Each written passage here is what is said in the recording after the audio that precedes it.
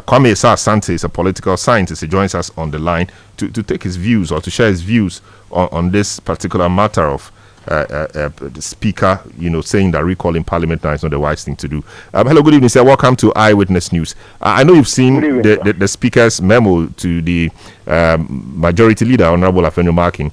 He says it's not a good idea at this time to recall Parliament, and that he was neither inclined nor disposed to exercising his discretion in favor of the request to recall Parliament. For that matter, that request was accordingly declined. What's your thought on this? There's government business to transact. He says that because MPs are campaigning across the country, he doesn't think it's a smart idea to recall them just to come and sit for 2 days and go back. What do you think? I think it's in bad taste when we have parties, trying to. Yes, hello. Yes, I lost you. I lost you briefly. You said it's in bad faith. If you can repeat that. Sorry. I lost you briefly. You said it was in bad faith. If you could repeat that. I have not said anything. I was sitting in my car. It was a radio from Joelson. Oh, I see. Okay, so apologies for that. Okay, sorry.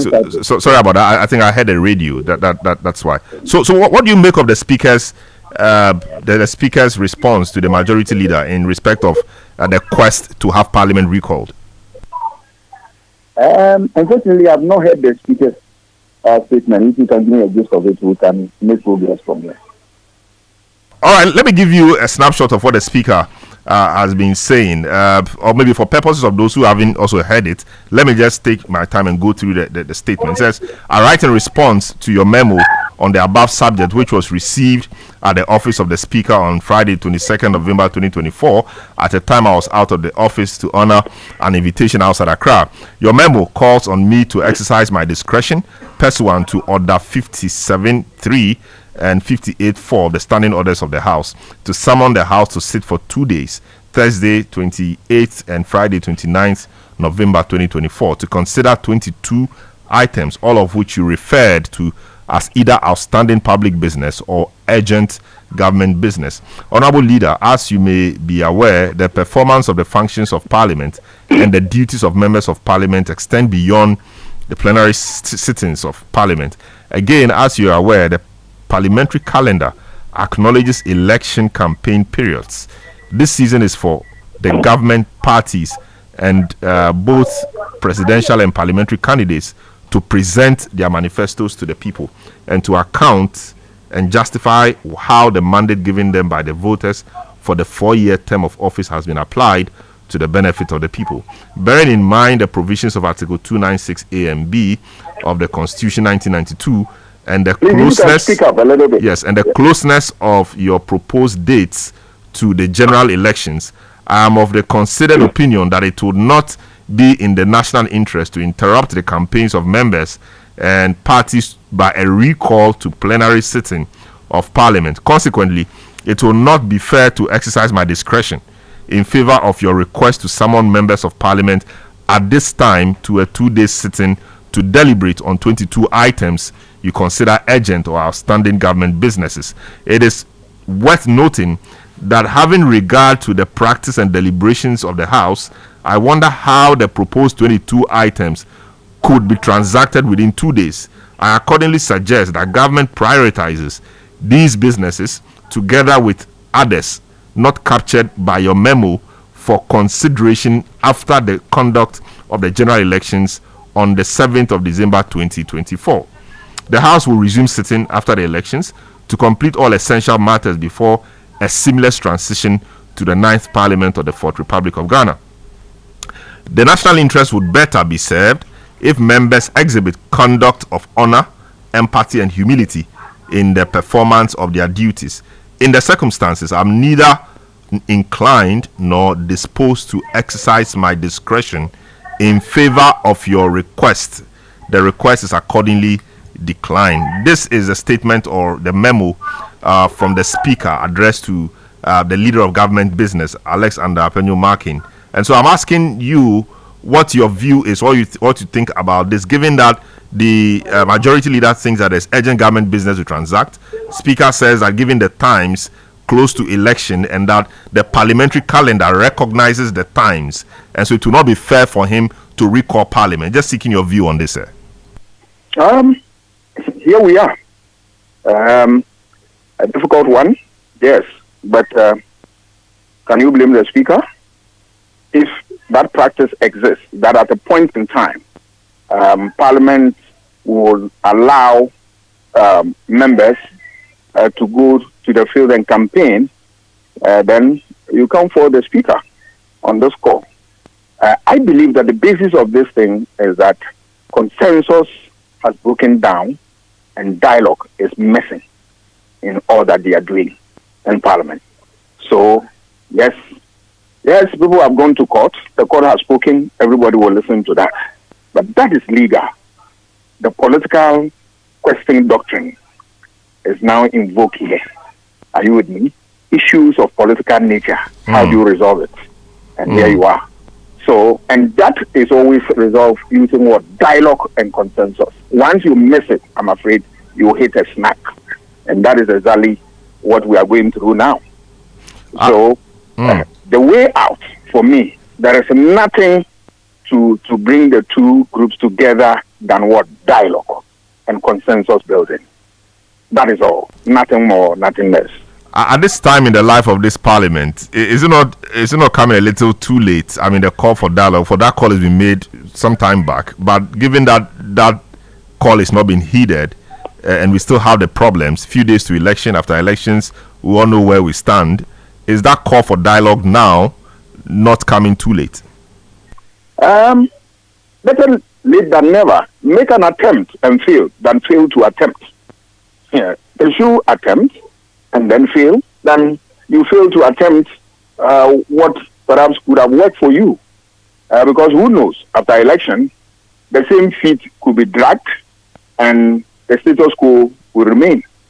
So you should start a process of dialogue now, so that even in the event that you are not coming to Parliament before the election, you have opportunity to meet your colleagues and discuss things immediately after election, and then you move forward. So that if this window is closed, the one after the election also exists for them to explore and see. But they can begin to trigger a process relative to dialogue and consensus. If they are able to go around it perfectly, I believe that something has happened either before now, or before the election, or after the election.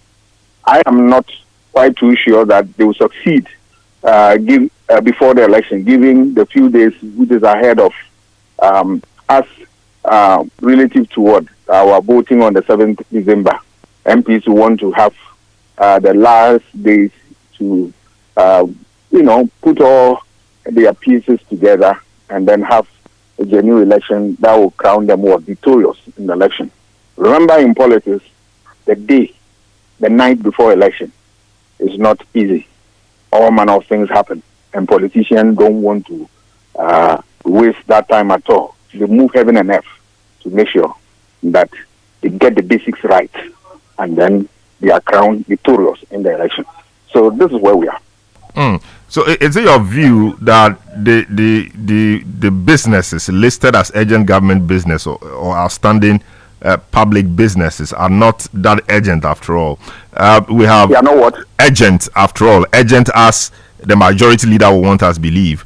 The list includes tax exemptions for designated beneficiaries under the 1D1F program, the Ghana Financial Stability Fund, an international development agency or association facility of $250 million, consideration of the president's nominations for appointment as justices of the Supreme Court, ratification of mining lease agreement between the government of the Republic of Ghana and the Ashanti Bauxite Company Limited for mining of bauxite in the Enyinehini Block 2 area in the Achimam-Ponia District Ashanti region, ratification of mining lease, bills, other bills including Environmental Protection Bill 2024, Social Protection Bill 2023, Customs Amendment Bill, Budget Bill, the Ghana Boundary Commission Bill, Intestate Succession Bill, University of Mampong Bill, Free Secondary Education Bill, and the Pre-Tertiary Amendment Bill. I mean, quite a number of them, a lot of them actually, 22 of them. Is it your thinking that these businesses, as I've listed some of them, are not as urgent as the majority leader presented in his memo to the speaker? So obviously some are not urgent. Tax exemption, how can it be urgent? How can it be urgent? And then a few of other things. Yes. So I'm not sure all will be urgent. If you look at the Supreme Court appointment, already we have a sizable number of judges in there. So adding up even is problematic. But here you are, so it cannot be urgent. And other ones. So I believe that whilst some may be of urgent need, and that we require Parliament to come in and deal with it in no time, I believe strongly that there are quite a number of them that are not urgent. But all are in the name of government business. But you cannot get them done if you are not united, if you are not building consensus, and above all, if you are not engaged in dialogue. I see. Finally, before you go, like I asked my previous guest, I mean, the last but one paragraph is of particular interest to me, given all that has happened. So the national interest would better be served if members exhibit conduct of honor, empathy, and humility in the performance of their duties. This appears to be coming from nowhere, unless, of course, you look at Afenyo Makin's memo to him, asking that Parliament be recalled in the national interest, etc. Does this suggest to you that the Speaker may not have buried the hatchet, given the happenings of the previous 2-3 weeks? Oh, I'm not sure the Speaker is taking any position. He's telling you the realities on the ground relative to the standing orders and the various rules that govern the practice in Parliament. So that is a little that I can read from it.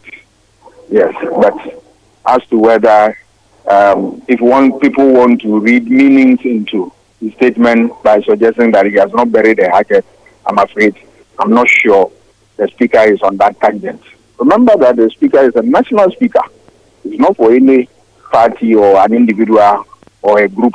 He serves the interests of the nation, and I'm not sure, given his long years of experience in Parliament and the fact that he has built a lot of credibility for himself, he will not go down the history of this country as somebody who wants to undermine the national interests of the country. I'm not his spokesman, but at least I've worked in Parliament as a reporter, and I could follow the Speaker's, activities as he was a minority leader at a point in time, majority leader. I observed some of these things, so I can speak from a point of view of information that somebody who has also worked in Parliament in another way. I believe strongly that he has the national interest at heart. But this is the stark reality that will confront us.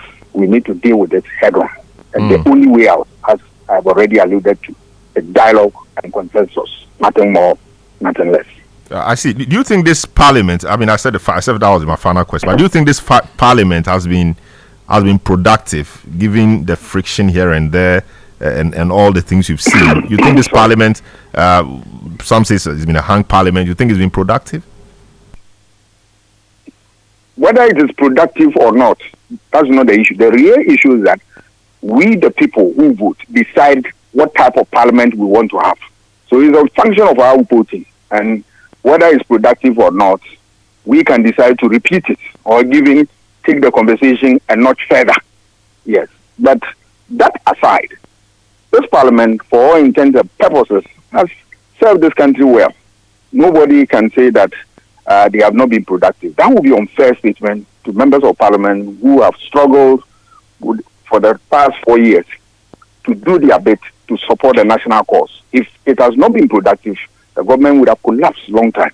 But you realize that the government continued to exist and exist strongly and be able to discharge its duty. It's a function of what? An efficient Parliament that has worked to serve the national interest. Of course, there are problems that once a while we encounter. That is not to say that the Parliament has been less productive. No, it is not. And that is my position. And I strongly support that assertion that Parliament has done a bit. It is an human institution. We may come face to face with certain challenges, but by and large, Parliament has been able to surmount some of these things, and they have worked as a team. Yes, the few days we have had some challenges, but that doesn't take away the work that they have done. Very well. Thank you so much, Dr. Kwame Asah-Asante, political science analyst, speaking to us on this. Eyewitness News on 97.3 Citi FM. Take a short break. We'll return with more. Don't go away.